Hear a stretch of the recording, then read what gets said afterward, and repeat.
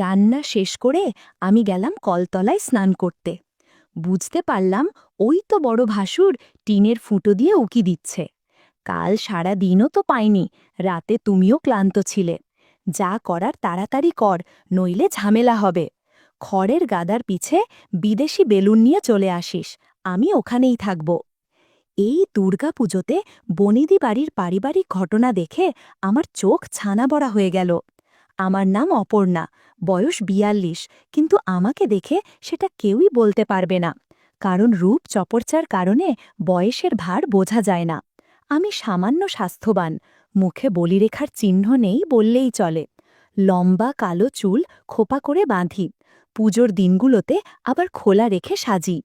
আমার স্বামী শুভম কলেজে পড়ায়, ব্যস্ত মানুষ। ছেলে অনিকেত দিল্লিতে মেডিকেল পড়তে গেছে। ও এবছর পুজোয় আসতে পারবে না, তাই আমি একরকম একাই রয়েছি। আমাদের দক্ষিণ কলকাতার বনেদি বাড়ির দুর্গাপুজো মানে আলাদা ঐতিহ্য। চারচালা মন্দির, শোলার সাজ, ধুনুচির ধোঁয়া, ঢাকের বাজনা, সব মিলিয়ে এলাহি আয়োজন। যে যেখানে থাকুক না কেন, আত্মীয়রা ছুটে আসে। আর আমি যেহেতু বাড়ির গৃহবধূ, তাই সব আয়োজনের ভার আমার ঘাড়েই। অবশ্য এবার একটু স্বস্তি আছে, কারণ আমার বড় যা কাবেরী আর ননদ নন্দিনী আগে থেকে এসে পড়েছে। ওরা এলে আমার একা হাতে চাপ কমে যায়। কাবেরীদির বয়স আমার চেয়ে ৩ বছরের বড়, কিন্তু তাকে দেখে বোঝা যায় না। ফর্সা, সামান্য উঁচু লম্বা, সবসময় লাল পাড় শাড়ি বা সাদা সুতির শাড়ি পরে ঘুরে বেড়ায়। ওর চোখ দুটো যেন সব সময় কারো দিকে খুঁজে বেড়ায়, অপলক, তীক্ষ্ণ। আমার সঙ্গে খুব খোলামেলা ব্যবহার করে, হাসি ঠাট্টায় মাতিয়ে রাখে। তবে আমি মাঝে মাঝে লক্ষ্য করেছি, পুজোর ভিড়ে অনেক সময় সে চুপচাপ গা ঢাকা দিয়ে থাকে। তখন মনে হয় ভেতরে লুকোনো অনেক কিছু আছে। নন্দিনী হল শুভমের বোন, বয়স ৩৮। গায়ের রং একটু শ্যামলা হলেও মুখটা খুব ঝলমলে, একদম প্রাণখোলা হাসি। গলায় সোনার হার সব সময় ঝমঝম করে বাজে। তার স্বামী সুব্রত একেবারেই ভিন্ন মেজাজের মানুষ, গম্ভীর, কিন্তু গল্প করতে ভালোবাসেন। নন্দিনীকে দেখে আমার মনে হয় তার ভেতরে যেন সব সময় একরকম অস্থিরতা কাজ করে। মাঝে মাঝে মনে হয় নিজের বাদেও কারো সাথে ঘনিষ্ঠ সম্পর্ক আছে। এদিকে আছে কাবেরীদির ছেলে প্রীতম, বয়স ২০, লম্বা, ফর্সা, একেবারে কলেজ বয়। ওকে দেখলে কারো মনে হবে না সে এখনো মা বাবার সংসারে থাকে। চোখে মুখে এক অদ্ভুত জেদি আকর্ষণ। আমি যতটা দূর থেকে বুঝি, ওর সাথে দিদির সম্পর্কটা শুধু মা ছেলের মতো সহজ নয়। তবে এই কথাটা আমি আমার মনের ভেতরেই আটকে রাখি, কাউকে বলার মতো সাহস পাই না। পুজোর আবহ শুরু হয়ে গেছে, বাড়ি ভর্তি আত্মীয় স্বজন। সকাল থেকে ভিড়, হাসি, হইচই, খাওয়া দাওয়া, ঢাকের বাজনা, সব মিলে বাড়িটা যেন অন্য জগৎ। তবে এত লোকের ভিড়ের মধ্যেও আমি লক্ষ্য করি সবার চোখ কখনো না কখনো আমার দিকেই ঘুরে যায়। হয়তো আমার সাজ, হয়তো আমার হাঁটার ভঙ্গি অন্যরা ভালোভাবে লক্ষ্য করছে, বিশেষ করে যখন কাজের সময় আঁচল গুজে বাড়ির কাজ করি তখন। কিন্তু আমার গল্পটা স্রেফ সাজগোজের নয়। পুজোর এই ভিড়ের মধ্যে ধূপের গন্ধ আর মন্ত্রোচ্চারণের ফাঁকে কোথাও যেন অদ্ভুত কিছু লুকিয়ে আছে। আমি টের পাই, শুধু আমিই নয়, আমাদের পরিবারে প্রায় সব মহিলার জীবনেই এমন কিছু অজানা গোপন অধ্যায় আছে, যা প্রকাশ্যে আসে না। সেদিন ছিল পঞ্চমী। ঠাকুর আসবে সেই নিয়ে সকাল থেকেই সারা বাড়ি ব্যস্ত। ভাসুরবাবু সকাল থেকে মিস্ত্রিদের সাথে কাজ দেখাচ্ছে। একটু পর ফুলওয়ালা, ঢাকি, লাইটিংওয়ালারা এক এক করে আসছে। আমি রান্নাঘরে গিয়ে দেখলাম কাবেরীদি ইতিমধ্যেই কাজ শুরু করে দিয়েছে। শাড়ির আঁচল কোমরে গুঁজে রান্নার মেয়ে ঝর্ণার সাথে তরকারি কুটছে। ওকে দেখলে মনে হয় না এ বয়সেও এমন সাংসারিক কাজ জানে। সাদা লালচে পাড়ের শাড়ি, খোঁপা থেকে একটু চুল খসে পড়েছে। আমি একদিকে হাসলাম, আবার মনে মনে ভাবলাম দিদির এই সৌন্দর্য বাড়ির যে কারো নজর কাড়বে। হয়তো আমি কল্পনা করছি, কিন্তু কিছুদিন আগে থেকেই আমার চোখে পড়ছে প্রীতমের সঙ্গে কাবেরীদির কথাবার্তায় এক অদ্ভুত টানে। সেই সন্দেহটাই যেন সেদিন বিকেলে সত্যি হয়ে উঠল। ঠাকুর আনতে যাওয়ার আগে আমি ৩ তলায় উঠলাম। দিদির ঘরে একটু কথা বলার ছিল, কোন কোন সামগ্রী কোথায় রাখা আছে সেই নিয়ে। ওপরে গিয়ে দেখি দরজাটা আটকানো। ভেতর থেকে হালকা আওয়াজ আসছে। প্রথমে ভেবেছিলাম হয়তো দিদি কারো সাথে ফোনে কথা বলছে, কিন্তু কান পাততেই শুনি ভেতরে দুজনের গলা। একটা গলা কোমল, একটু খুঁতখুঁতে, ওটা কাবেরীদির। আর একটা গলা ভারী, একটু ভাঙা ভাঙা, সে আর কেউ নয়, প্রীতম। কাবেরীদি বলছে, এই বাবু, না না, এখন এভাবে নয়, বাড়ি ভর্তি লোক, কেউ যদি শুনে ফেলে। প্রীতম চাপা গলায় হাসছে, আরে মা, একটু খালি, তোমার সাথে না হলে শান্তি পাই না, কাল সারা দিনও তো পাইনি, রাতে তুমিও ক্লান্ত ছিলে। দিদির গলায় বিরক্তি মেশানো আদর, তুই যে কি করিস, না বলতে গেলেও পারি না, যা করার তাড়াতাড়ি কর, নইলে ঝামেলা হবে। বন্ধুরা, ইউটিউবের কড়া নিয়মের কারণে এসব ঘটনা সরাসরি বলা যাচ্ছে না। তোমরা কমেন্টে দেয়া লিঙ্ক থেকে আমার ওয়েবসাইট ভিজিট করো, সেখানে একদম মনের মতো গল্প দেয়া আছে, যেগুলো ইউটিউবে পাওয়া যায় না। আমার কানে যেন বাজ পড়ল। ভেতরে দাঁড়িয়ে থাকা মানুষটা আমার বড় যা, পরিবারের সম্মান, যে সবার সামনে ভদ্র, মার্জিত রূপে থাকে। আর সে নিজের ছেলের সঙ্গে এমন গোপন টানাপড়েনে জড়িয়ে পড়েছে। আমার পা কাঁপতে লাগল। দরজার ফাঁক দিয়ে চোখ রাখতেই দেখি কাবেরীদির কাপড় অগোছালো হয়ে আছে, আর প্রীতম তার খুব কাছে দাঁড়িয়ে। দৃশ্যটা এমন যে আমার চোখ ছানা বড়া হয়ে গেল। এতদিন ধরে যা কেবল আন্দাজ করছিলাম, আজ হঠাৎ সেই সত্য আমার সামনে খোলাসা হয়ে দাঁড়িয়ে পড়ল।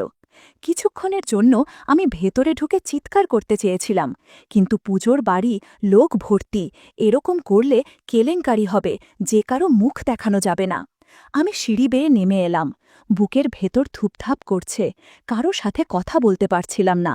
চোখের সামনে শুধু ভেসে উঠছিল কাবেরীদির চোখের চাহনি আর প্রীতমের জেদি হাসি, তাদের অদ্ভুত হালকা চেঁচামেচির শব্দ।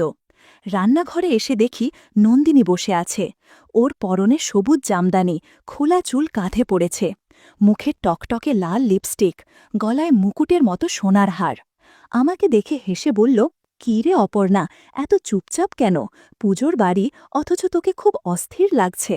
আমি মুখে হাসি ফুটিয়ে বললাম, না কিছু না, এত কাজ, তাই গরমে মাথা ধরেছে। কিন্তু নন্দিনীর চোখ দুটো যেন আমাকে ভেদ করে দেখছিল। ওর হাসিতে এমন কিছু লুকোনো ইঙ্গিত ছিল, যেটা বুঝতে আমার বেশি সময় লাগেনি। মনে হল শুধু কাবেরীদি নয়, নন্দিনীরও ভেতরে অন্য কোনো কাহিনী চাপা পড়ে আছে। পঞ্চমীর রাতটায় যেন আমি একেবারেই শান্তি পেলাম না। প্যান্ডেলে ঠাকুর বসেছে, আলো জ্বলে উঠেছে, ঢাকের বাজনা কানে ঢুকছে, অথচ আমার বুকের ভেতর ধপাধপ করছে। মাথায় বারবার বাজছে কাবেরীদি আর প্রীতমের গলা। এমনটা কিভাবে সম্ভব? দিনের বেলায় সবার সামনে পরিপূর্ণ ভদ্রমহিলা, গৃহস্থ বাড়ির কর্ত্রী, অথচ দরজা বন্ধ করলেই একেবারে অন্য মানুষ। সকালে ঘুম ভাঙতেই দেখি বারান্দায় দাঁড়িয়ে কফি খাচ্ছে। হাওয়ায় ওর চুল এলোমেলো, সাদা কটন শাড়ি আর টাইট ব্লাউজ পরেছে, যেটার হুক নড়বড়ে হয়ে আছে। আমি সাহস করে এগিয়ে গেলাম, বললাম, দিদি, এত সকালে দাঁড়িয়ে কি ভাবছ? কাবেরীদি মুচকি হেসে বলল, ভাবছি পুজোর দিনগুলো কেমন যেন অন্য রকম, বাইরে সবাই আনন্দে, ভেতরে যেন কেউ কেউ খুঁজে বেড়ায় নিজের মতো করে বাঁচার জায়গা। ওর চোখ দুটোতে তখন এক অদ্ভুত ঝিলিক, মনে হচ্ছিল যেন আমাকে ইশারা করে বলছে, তুই তো কাল শুনেছিস। আমি ঘাড় নামিয়ে বললাম, হ্যাঁ, ঠিকই বলছ, বাইরে যা দেখি ভেতরে সবসময় সেটা থাকে না। কাবেরীদি হঠাৎ আমার হাত ছুঁয়ে দিল, বলল, অপর্ণা, তোকে একদিন কিছু বলবো, তবে এখন না। আমি চুপ করে গেলাম, কিন্তু বুকের ভেতর অস্থিরতা বেড়ে গেল। ওদিকে নন্দিনী কখন উঠোনে বসে পাঁপড় ভাজছে। ওর হাসি আর খুনসুটি দেখে কারও বোঝার উপায় নেই যে ভেতরে কি চলছে। আমি লক্ষ্য করলাম সুব্রতর সাথে কথায় কথায় ও বারবার চোখ নামিয়ে ফেলছে, যেন কোনো না বলা কথা আছে। দুপুরে ভাসুরবাবুর সাথে আমার দেখা হলো। আমার মনে হচ্ছিল তিনি সব জানেন। কাবেরীদি আর প্রীতমের গোপন সম্পর্কটা হয়তো তার চোখ এড়িয়ে যায়নি, অথচ চুপ করে আছেন, বনেদি বাড়ির সম্মান রক্ষা করছেন। সন্ধেবেলায় আমি আবার ৩ তলায় উঠলাম। ইচ্ছে করছিল কাবেরীদির সাথে একেবারে খোলাখুলি কথা বলতে। দরজায় দাঁড়াতেই দেখি দিদি আয়নার সামনে বসে সেজে উঠছে। পরনে রক্ত লাল শাড়ি, গলায় সোনার মালা, ঠোঁটে টকটকে লিপস্টিক। ওকে দেখে আমার চোখ আটকে গেল। আমি ধীরে বললাম, দিদি, তোমাকে একটা কথা জিজ্ঞাসা করব? কাবেরীদি আয়না থেকে চোখ না সরিয়েই হেসে বলল, জিজ্ঞাসা কর। আমি কাঁপা গলায় বললাম, তুমি আর প্রীতম, মানে তোমাদের মধ্যে যা চলছে সেটা কি ঠিক? ও হঠাৎ থেমে গেল, তারপর আমার দিকে ঘুরে তাকালো। চোখ দুটোতে একেবারে শীতল অথচ টান টান দৃষ্টি। বলল, অপর্ণা, সব কিছুই কি ঠিক ভুল দিয়ে মাপা যায়? কখনো কখনো যা হয় তা হয়েই যায়।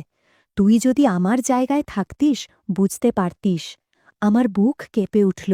আমি একটুও প্রত্যাশা করিনি যে দিদি এত সহজে স্বীকার করবে। ঠিক তখনই নিচ থেকে নন্দিনীর ডাক এলো, অপর্ণা, কোথায় গেলি? আর কতক্ষণ লাগবে? আমি তড়িঘড়ি করে বললাম, আসছি রে। আঁচলটা কোমরে গুঁজে নেমে গেলাম নিচে। রান্নাঘরে ঢুকতেই দেখি নন্দিনী হাঁড়ি চাপিয়েছে, একদিকে ভাত বসাচ্ছে, অন্যদিকে কাজের বউ ঝর্ণা ঝোলের মশলা বাটছে। আমি গিয়ে হাত লাগালাম, পেঁয়াজ কেটে দিলাম, আলু ধুয়ে দিলাম।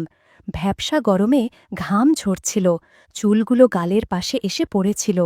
মন দিয়ে কাজ করতে করতে হঠাৎ খেয়াল করলাম রান্নাঘরের জানালা দিয়ে বাইরে প্যান্ডেলের আলো এসে পড়ছে, আর ওখান থেকে বড় ভাত। চোখ দুটোতে একেবারে শীতল অথচ টান টান দৃষ্টি। বলল, অপর্ণা, সব কিছুই কি ঠিক ভুল দিয়ে মাপা যায়? কখনো কখনো যা হয় তা হয়েই যায়। তুই যদি আমার জায়গায় থাকতিস বুঝতে পারতিস। আমার বুক কেঁপে উঠল। আমি একটুও প্রত্যাশা করিনি যে দিদি এত সহজে স্বীকার করবে। ঠিক তখনই নিচ থেকে নন্দিনীর ডাক এলো, অপর্ণা, কোথায় গেলি? আর কতক্ষণ লাগবে? আমি তড়িঘড়ি করে বললাম, আসছি রে। আঁচলটা কোমরে গুঁজে নেমে গেলাম নিচে। রান্নাঘরে ঢুকতেই দেখি নন্দিনী হাঁড়ি চাপিয়েছে, একদিকে ভাত বসাচ্ছে, অন্যদিকে কাজের বউ ঝর্ণা ঝোলের মশলা বাটছে। আমি গিয়ে হাত লাগালাম, পেঁয়াজ কেটে দিলাম, আলু ধুয়ে দিলাম। ভ্যাপসা গরমে ঘাম ঝরছিল, চুলগুলো গালের পাশে এসে পড়েছিল। মন দিয়ে কাজ করতে করতে হঠাৎ খেয়াল করলাম রান্নাঘরের জানালা দিয়ে বাইরে প্যান্ডেলের আলো এসে পড়ছে, আর ওখান থেকে বড় ভাসুর অরিন্দমের চোখ সরছে না আমার দিক থেকে। মাঝে মাঝে মনে হচ্ছিল যেন শুধু আমার সৌন্দর্য আর চালচলন তাকে বিমোহিত করেছে। আমি ঝুঁকে হাঁড়ি ভাত দেখছিলাম, তখনও আমার দিকে তাকিয়ে আছে। তার চোখে অনেক না বলা কথা ভেসে উঠছিল। আমার কেমন যেন অস্বস্তি হচ্ছিল, আবার ভালোও লাগছিল। এসব কিছু নন্দিনী টেরই পেল না। রান্না শেষ করে আমি গেলাম কলতলায় স্নান করতে। কলতলা বাড়ির পূর্ব দিকটায়, চারপাশে টিনের বেড়া দিয়ে আটকানো। ভেতরে ঢুকে কলের মুখটা চালু করলাম। বালতি ভরতে ভরতে চুল কেটে নিলাম। পুজোর মৌসুম বলে কথা, একটু পরিপাটি না হলে হয় নাকি? বন্ধুরা, তোমরা বুঝেছ তো কি বুঝিয়েছি? যাই হোক, বালতি ভরার পর কলের মুখ বন্ধ করতে যাব, হঠাৎ মনে হলো কারো দৃষ্টি যেন আমার মাঝে আটকে আছে। চমকে চারদিক দেখলাম। কিছুক্ষণের মধ্যেই খেয়াল করলাম টিনের বেড়ার এক ফোকরে কারো চোখ ঝিকমিক করছে। আমার বুক ধরফর করতে লাগল। বুঝতে পারলাম ওই তো বড় ভাসুর অরিন্দমদা দাঁড়িয়ে আছে বাইরে। তার মানে এতক্ষণ আমাকে দেখছিল। এক অদ্ভুত অনুভূতি ছড়িয়ে পড়ল মন জুড়ে। ভয় আর কেমন যেন এক অচেনা রোমান্স মিশে গেল একসাথে। আমি মুখে কিছু বললাম না, শুধু কলের তলায় দাঁড়িয়ে স্নান করতে লাগলাম, যেন না দেখার ভান করছিলাম। স্নান সেরে বের হওয়ার একটু আগেই বড় ভাসুর সরে গেল। আমি শাড়ি, ব্লাউজ, পেটিকোট ভালো করে ধুয়ে রোদে শুকতে দিতে চলে গেলাম বাড়ির পেছনের মাঠে। মাঠের এক পাশে গোয়ালঘর, আর ঘরের ঠিক পাশেই খড়ের গাদা। খড়ের হালকা শব্দ শুনে মনে হলো এখানে কেউ আছে। অজানা কৌতূহল নিয়ে এগিয়ে গিয়ে দেখি আশেপাশে বিদেশি বেলুনের প্যাকেট পড়ে আছে। মনের মধ্যে খটকা লাগল, কি ব্যাপার, এসব এখানে কে ফেলে রেখেছে? আরেকটু সামনে এগোতেই চোখে পড়ল ননদ নন্দিনী আর আমার ছেলে অনিকেতের দিকে। নন্দিনী অগোছালো হয়ে খড়ের গাদায় শুয়ে আছে, আর অনিকেত গামছা পরে পাশের বসে আছে। মনে হয় দুজন গল্প করছিল। ওদের হেসে খেলে কথোপকথন, ছোট ছোট ছন্দ এমনভাবে চোখে চোখ মিলানো দেখে মনে হলো অনেক আগে থেকেই তাদের মধ্যে এরকম সম্পর্ক রয়েছে। নন্দিনী বলছে, কি করব বল, তোর মামা সুব্রত কিছুই পারে না, ওকে দিয়ে কিছুই হয় না, আর কত নিজেকে সান্ত্বনা দেয়া যায়। অনিকেত বলছে, তুমি কোনো চিন্তা করো না, আমি তো আছি তোমার সেবা করার জন্য। নন্দিনী বলল, আজ অনেক গল্প হয়েছে, রাতে তোর মামা একটা কাজে বাইরে যাবে, আমি ঘরের দরজা সামান্য খুলে রাখব তোর জন্য, তুই বিদেশি বেলুন নিয়ে চড়ে আসিস, আমি অপেক্ষায় থাকব। আমি ওদের কথা শুনে হালকা লাজ, বিস্ময় আর এক অদ্ভুত উত্তেজনা অনুভব করলাম। বুকের ভেতর কেমন শিহরণ ছড়িয়ে পড়ছিল। কিছুক্ষণের মধ্যে নিজের ঘরে ফিরে এলাম।